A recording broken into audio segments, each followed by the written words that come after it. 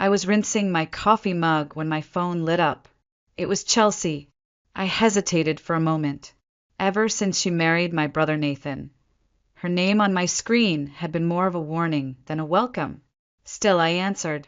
Her voice was sweet, syrupy almost, but underneath it was something cold. "Isabel," she said, dragging out the syllables like they amused her. "I figured you should know. I used your college fund to buy our new house." I stopped mid-motion, my hand tightening around the mug. "You what?" I asked quietly. Chelsea laughed. "Oh, come on. You weren't actually going to use it, were you? Be real. You're in your 30s, working a stable job. That doctor thing was always just a dream. Time to grow up." Her words didn't even sting. They didn't land because I already knew. I leaned against the counter, staring at the quiet, snow-covered street outside. "How exactly did you manage that?" I asked, my voice calm, too calm, and that seemed to throw her off for half a second. "It was easy," she said. "Nathan still had access to the fund from when your grandparents first set it up, remember? All I needed was his signature. The house is gorgeous, by the way. You should come see it sometime. Oh, wait, you probably wouldn't want to. Too many reminders of what you gave up." I pictured her standing in some marble foyer, admiring her own reflection, probably wearing those painfully fake Louboutins and thinking they made her someone important. She expected me to scream, to cry, to beg her to give it back. Instead, I said, "Well, thanks for letting me know, Chelsea. I hope the foundation holds." There was a pause, followed by her voice rising just slightly. "That's it? No reaction? No breakdown? Where's the drama, Isabel?" I ended the call. The silence that followed was thick, not heavy with sadness, but with purpose. I walked into my study, opened my laptop, and pulled up an email. There it was, the confirmation I'd been waiting for. My attorney had already locked the fund 2 weeks ago, rerouting it into a secure account I'd set up under my name only. Chelsea had tried and failed, and every step of her attempt had been documented. My grandmother always said, "Don't just trust people, trust their patterns, and protect your future like it's your life." Grandma Edith wasn't just wise, she was battle-tested. She built a medical nonprofit during a time when women weren't even allowed in some hospital boards. She knew what it was like to have your dreams dismissed, and she taught me how to guard mine. I'd seen this coming the moment Chelsea walked into our family 6 months ago, glittering in designer knockoffs and promises. 2 weeks after meeting Nathan, she had him proposing in front of all of us at Sunday dinner, holding a ring that looked far more expensive than anything his paycheck could justify. By week 3, she was already sitting next to my father at the fireplace, asking softly about that education fund Isabel never used. By week 4, she had memorized the account number. She underestimated me. That was her first mistake, because I hadn't let that money sit unprotected all these years. I'd moved it strategically. I'd run audits on it annually, just like Grandma taught me. And the moment Chelsea started showing too much interest, I'd contacted Marissa, our family's old estate lawyer, now one of the top asset protection attorneys in Minnesota. "Document everything," Marissa had said. "Every call, every question, every signature. People like her don't stop until you make them." And so I did. Now I stood at my window, watching the snow fall gently across the city. Somewhere out in Edina, Chelsea was unpacking boxes in a house she thought she owned, bought with money she thought she'd stolen. She had no idea she'd just stepped into a legal minefield. Friday was the deadline the realtor had set. For days left, and Chelsea, bless her clueless heart, was about to learn just how far I'd go to defend the life my grandmother believed I deserved. It started at Thanksgiving dinner. Chelsea had only been in our lives for a few weeks, but already she was talking like she belonged. She sat at the head of the table, not Nathan, who had always carved the turkey, but Chelsea, dressed in a tight beige jumpsuit that looked more appropriate for a cocktail lounge than a family gathering. She laughed too loudly, complimented my mother's mashed potatoes with a condescending, "This is so quaint," and spent most of the meal subtly steering the conversation toward her favorite topic, money. At first, I thought I was imagining it. The way she glanced at me when Grandma Edith's name came up. The way her eyes lit up when Nathan mentioned that our grandmother had left behind something substantial for my education. But then she asked the question I'd been dreading. "So, Isabel," she said, dabbing at the corner of her lip with a napkin, "that education fund, what's happening with it these days? You ever going to use it, or are you just letting it sit there?" The table went quiet. I smiled. "I'm still planning on going back to school." Chelsea tilted her head. "Really? At your age?" My mother cleared her throat. Nathan looked uncomfortable. I didn't flinch. "Really," I said. "My age is perfect for focus." Chelsea laughed like it was a joke, but her eyes didn't smile. That night, I pulled out the old file folder labeled Trust Fund Documents. My grandmother had started the fund when I was 13, with the expressed intent that it was only to be used for medical school. She'd left me detailed instructions, which banks were trustworthy, who to call if anything felt off, where to find the passwords she'd encoded in her letters. I sat in bed until midnight, rereading her last handwritten note. "You are my wild card, Isabel. You see things before others do. You don't shout to be heard, you wait. You calculate. And when you move, it's with purpose. Use that, especially when others underestimate you." Chelsea was already showing her cards. Over the next few weeks, she became bolder. She began asking Nathan about joint accounts, insisting that married couples should share everything. I overheard her once in the hallway, speaking softly to someone on the phone. "I'll find out how much is left in it, don't worry." That same day, I called Marissa. "Something's coming," I told her. She didn't question me, just asked for copies of every financial document linked to the fund. Within 48 hours, she had flagged 2 login attempts from a device not registered under my name. One from Chelsea's IP address, the other from Nathan's office. Chelsea was trying to map the system before she made her move, so we made ours first. We moved the funds $800,000 into a trust-controlled, encrypted account that required 2-factor authentication and biometric verification. Not even Nathan could access it anymore. Then we sat back and waited. I watched Chelsea parade around at family gatherings, calling herself Mrs. Grant like it was some royal title. She bragged about how she and Nathan were shopping for a house, even though neither of them had the credit score for a mortgage that size. She started visiting open houses in Edina, telling the realtors her husband's family had it covered. It was like watching a bird build a nest out of stolen string. But I said nothing. Every time she leaned across the table and smirked at me, thinking she was winning, I thought about Grandma Edith, about how she'd taught me not to fight fire with fire. "Let them think they're clever," she'd said once. "The smarter ones never need to yell. They just turn the lock behind them and let the fools walk into the trap." Chelsea was already halfway in. Thursday morning, 7:18 a.m. My phone buzzed with a string of messages. "Chelsea, the wire didn't go through. Did you change something?" "Chelsea, Isabel, be reasonable." "Chelsea, the bank said there's an issue. You need to call them." "Chelsea, we need that money today." I took another sip of coffee, watching the snow collect in soft layers on the windowsill. I didn't respond. I didn't even flinch. Let her spiral. Let the silence answer for me. At 8:02, Nathan chimed in. His tone was softer, apologetic. "Nathan, hey Iz, I know it's a lot to ask, but you've got a great job, right? You're stable. Amanda and I, we just need this house. It's for our future. Family helps family, right? Family helps family." I stared at those words for a long time. Where was that sentiment when Grandma Edith was in hospice and I was the only one taking care of her every weekend? Where was that loyalty when I was juggling 2 jobs to save the trust fund from bad investments after the market crashed. I never asked them for help, never even hinted. I protected that fund like it was a living thing because to me it was hope. It was my second chance. It was the only part of me I hadn't sacrificed for other people's comfort.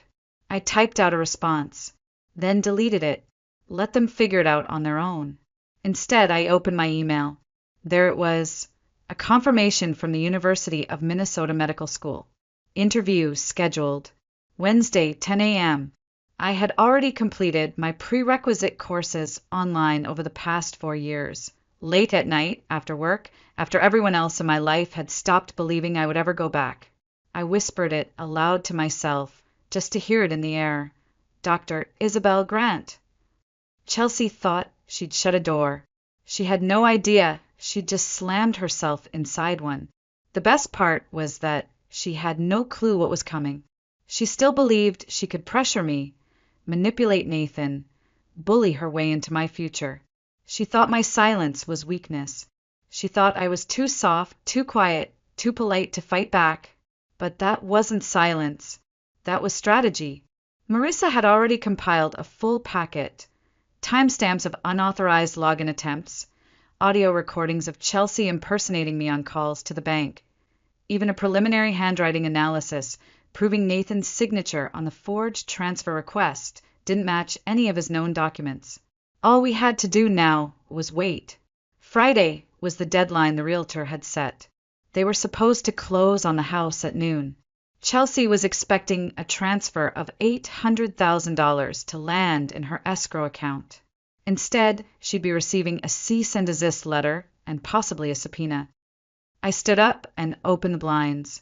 Below me, the city of Minneapolis was beginning to stir, commuters trudging through snowbanks, steam rising from manhole covers, headlights glowing in the fog. Life was moving forward, and so was I. Chelsea could have left me alone. She could have respected my boundaries. She could have asked, but she didn't. She saw something I had, something valuable, something she didn't earn, and instead of building something of her own, she decided to steal mine. Now all that was left was to let her fall into the very hole she'd dug. Friday, 11:41 a.m. The sky over Edina was a flat, iron-gray sheet. Snow clung to the edges of driveways like old regrets, refusing to melt. I parked across the street from Nathan and Chelsea's new dream house and sat for a moment watching the front door. It was wide open. They were expecting money. Instead, they were getting me. Inside, the place looked like a showroom, cold, curated hollow. Marble floors, crystal light fixtures, an oversized mirror that took up half the foyer wall. Chelsea stood in front of it, checking her reflection with a shaky hand. Nathan sat on the edge of their new sectional, bouncing one leg, chewing the inside of his cheek. When they saw me, they both stood. "Isabel," Nathan said, relief flashing across his face. "Thank God. There's been a problem with the transfer." "There hasn't," I cut in. I walked past them, straight to the kitchen island, and opened my laptop. "You just never had access." Chelsea folded her arms. "What are you doing?" I turned the screen to face them and clicked open the file Marissa had labeled Attempted Fraud Grant Trust. The first page displayed 2 signature comparisons, one authentic, one doctored. Nathan squinted. "What is this?" I looked at him. "That's not your signature. That's hers." Chelsea scoffed. "You're insane." "The bank's fraud team disagrees," I said calmly. "They flagged it instantly. And they recorded a call placed from your number. Chelsea, one where you pretended to be me. VoicePrint software caught the discrepancy." She went pale. Nathan stepped forward, looking from the screen to her, then back. "Wait, what is this?" "I'll explain," she snapped. "No," I said, my voice sharper now. "You won't, because we're just getting started." I flipped to the next document, a credit report Marissa had pulled. 3 maxed-out credit cards, 2 personal loans, $18,000 in withdrawals from the Golden Palace Casino in the last 2 months. That's where the money was really going, wasn't it, Chelsea? Not to your dream house. Not to our future. Just your next bet. Chelsea's eyes darted. You had no right to look into my finances. You had no right to forge my brother's name, I snapped. You had no right to touch a single cent of what my grandmother left behind. Nathan turned to her, his voice small. Chelsea, is this true? It's not what you think, she said quickly. I had a system. I was going to win it all back. I just needed a boost. The house was part of the plan. We'd refinance later, it would cover everything. You don't understand, I was doing this for us. Nathan stared at her, like he didn't recognize the person in front of him. I opened one more file. This one a string of text messages between Chelsea and a friend named Lila.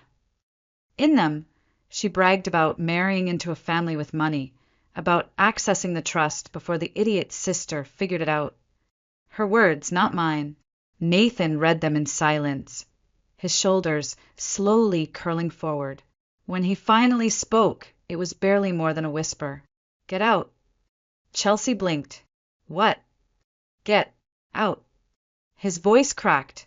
You tried to steal from my sister. You lied to me. You forged my name. You gambled away our savings. Baby, she pleaded, stepping forward. Get out, Chelsea, he roared. She flinched. Mascara streaked down her cheeks as she grabbed her purse and stormed past me. At the door, she turned and hissed. You think this is over? I always land on my feet. I didn't reply. I just watched the door slam shut behind her. Nathan sat down heavily on the couch, burying his face in his hands. I'm so sorry, Iz. I should have listened when you said something felt off. I wanted to believe someone could love me that much, that quickly. I pulled an envelope from my bag and handed it to him. What's this? Contact information for a divorce lawyer, and all the documentation you'll need to protect yourself. He opened it slowly, his hands trembling. Page after page of damning evidence. His face hardened with every line. She never loved me, did she? I looked at him gently. No, but that's not your fault. She's done this before. You were just the next target. He looked up. What do we do now? I closed the laptop.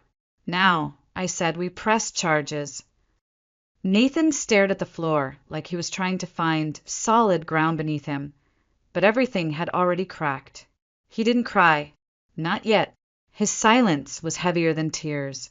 I sat beside him, letting the weight of what had just happened settle into the walls. I should have known, he whispered. No, I said quietly. She's good at this. Too good. He looked at me, eyes rimmed red. What do you mean? I opened my laptop one last time and pulled up the final document in the folder. 3 years ago, a man named Jordan Callahan filed a police report in Austin, Texas. His wife had disappeared with over $300,000 from his business accounts. Same MO, fast romance, quick marriage, sudden joint access to finances, and then gone. Her name then was Anna Wells. Nathan blinked. That's Chelsea. It was Chelsea before that, and Amanda Wilson before that. Different names, same story. Different men, same ending. I handed him a printed report. They couldn't press charges in time. She vanished before they gathered enough evidence. Changed her name, moved states, started over. Nathan covered his face. God, I let him process it in silence. The truth needed time to soak through. I'd been there before, when I found out our mother had lied to us for years about Dad's pension. That kind of betrayal doesn't just hurt. It rearranges the furniture in your soul. Suddenly, you don't trust the floor beneath your feet. She targeted you, I said, voice low. She asked about the trust fund on your second date. She told Lila, her friend, that she had found a golden goose. You weren't her husband, Nathan. You were a plan. He sat still for a moment, then nodded slowly. Press charges, he said. I'll testify. Give them everything. I reached into my bag and handed him a USB. Everything's already organized. Marissa's ready to go. But you need to protect yourself, too. There's a freeze on joint accounts, and we've flagged all recent transactions to offshore banking routes. There's still time to reverse some of it. He took the USB with both hands, as if it might fall apart. I'm sorry, Isabel, he said again, his voice shaking. I was supposed to protect you. Not this. I smiled gently. You protected me enough when we were kids. Now it's my turn. My phone buzzed. A message from Marissa. Chelsea's previous victims are ready to talk. We can move forward. I looked at Nathan. We're not the only ones. Jordan's family, another woman from Chicago, and a retired teacher in New Jersey. They all have evidence. They all want justice. His jaw tightened. Then let's give it to them. And just like that, the soft, timid man who once blindly believed in love began to disappear. In his place was someone who had seen the edge of destruction and stepped back. I stood to leave, packing my laptop as I did. You really going to medical school? He asked suddenly. I turned to him, meeting his eyes. Yes, I said. Interviews, next week. Grandma left that money for a reason. I'm not wasting it. He nodded, swallowing hard. She'd be proud of you. I smiled. She'd be proud of you, too, for finally seeing the truth. Outside, the clouds had begun to part. The snow was still thick, but sunlight broke through like a promise. Chelsea might have believed she could write the ending of this story, but what she didn't know was I'd already written the next chapter. The courthouse smelled like old paper and freshly brewed coffee. The walls echoed with footsteps and the low murmur of strangers. I stood in the hallway just outside courtroom 4B, wearing my white coat for the first time. Not for the court, but for myself. I'd just come from my medical school orientation. My ID badge still clipped to my collar. Isabel Grant, first-year student, University of Minnesota Medical School. It felt surreal, and yet entirely right. Ready. Nathan asked, appearing beside me. His suit was neat but borrowed, his face thinner but sharper. In the weeks since Chelsea walked out of that dream house, he'd become a different man, more grounded, more focused. The shadows under his eyes were still there, but they were no longer from denial. They were from resolve. I am said. We stepped into the courtroom together, and it took my breath away. There weren't just two of us. There were five. 5 victims. 5 families. All seated in the same pews. All with thick folders and tired eyes. Jordan Callahan, from Texas, sat at the front, his jaw clenched. Beside him, a retired teacher from New Jersey. Behind her, a woman who used to be a nurse, until Chelsea had drained her savings account and vanished. Each of them had a story. Each of them thought they were alone. Until now, Chelsea was brought in by 2 officers, shackled at the wrists. Gone was the curated glamour. No designer heels, no false lashes, no smug smile. Her hair was flat, her jumpsuit beige. Her eyes flicked around the courtroom and stopped when she saw the others. She hadn't expected them. She hadn't expected us. Her jaw tightened. That flicker of recognition in her eyes. It wasn't fear. It was calculation.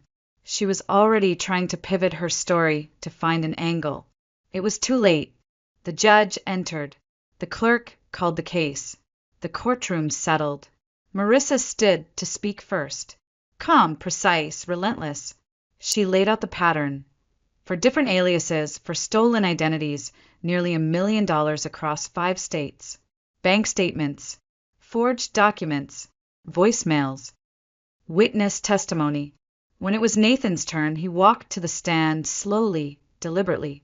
His voice cracked once, but he never looked away from Chelsea. She made me believe I'd found something real, he said. She made me believe we were building a future together. But really, she was just dismantling mine behind my back. The money she tried to take wasn't just cash. It was the legacy my grandmother left for my sister. It was years of sacrifice. It was a future in medicine. Chelsea didn't just steal money. She tried to steal hope. I squeezed his hand when he returned. He sat with a quiet strength I hadn't seen in years. Then it was my turn. I stood and faced the judge. My grandmother raised me to protect what matters, not with aggression, but with intelligence. She left that fund for a reason, and I guarded it because I believed in the dream she had for me. Chelsea tried to steal that, not because she needed it, but because she thought I wouldn't notice. Today isn't about revenge. It's about making sure she never gets to do this to anyone else again. The judge was silent for a moment. Then he read the verdict. Chelsea Monroe, also known as Anna Wells, Amanda Wilson, and Amy Walker, this court finds you guilty on all counts: fraud, identity theft, conspiracy to defraud, and attempted grand larceny. You are hereby sentenced to 5 years in state prison, with restitution to be paid to all named victims. No possibility of parole. Chelsea's mask cracked. As the bailiff stepped toward her, she turned toward me, venom in her voice. You think this changes anything? You're not a doctor. You're a pathetic little accountant, playing dress up. You'll fail. You'll break. I'll be out before you finish your first year. I met her eyes. I didn't blink. Actually, I said quietly, I start next month. And thanks to you, I've never been more sure of who I am. She laughed bitterly, but it had no teeth. They led her away, her shoulders squared like she still believed she had a final card to play. She didn't. Nathan looked at me as the room emptied. I found the ring, he said. The one I spent 3 months' salary on. It's fake, just like everything else about her. I took a deep breath. Sell it, I told him. Use the money to start over. Turn one more piece of her lies into something useful. He paused, then reached into his pocket and handed it to me. No, he said. I want you to have it. Sell it. Add it to your fund. Use it for something real. That evening, I sat at my desk in my apartment in Minneapolis, the city lights twinkling beyond the window like quiet witnesses to everything that had happened.